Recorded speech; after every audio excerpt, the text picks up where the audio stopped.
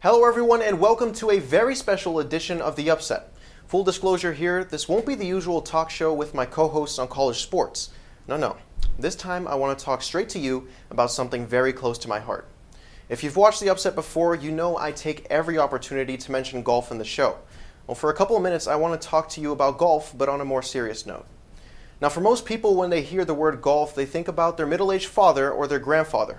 Let's call a spade here. It's perceived as a white man's sport. That is until a few special people, Tiger Woods and Vijay Singh, revolutionized the sport, becoming the first people of color to dominate it. They gave the world something never before seen and inspired change across the country.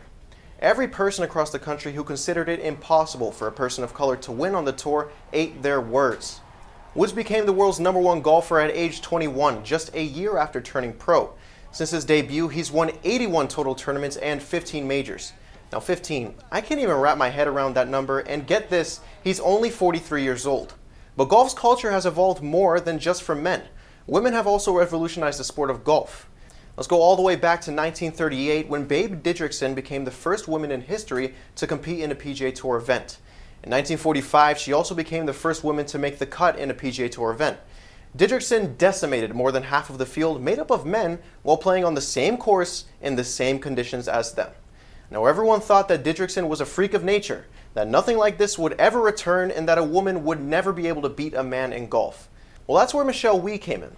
Wie began her professional career at age 16 on the LPGA Tour and obliterated it. She hit the ball a country mile and played with the same passion and aggression that at the time was associated with men. Michelle was in a class of her own and she wanted to make a point. She made her PGA Tour debut in the Sony Open in 2004 and became the first woman in history to shoot under par in a men's tournament with a score of 68.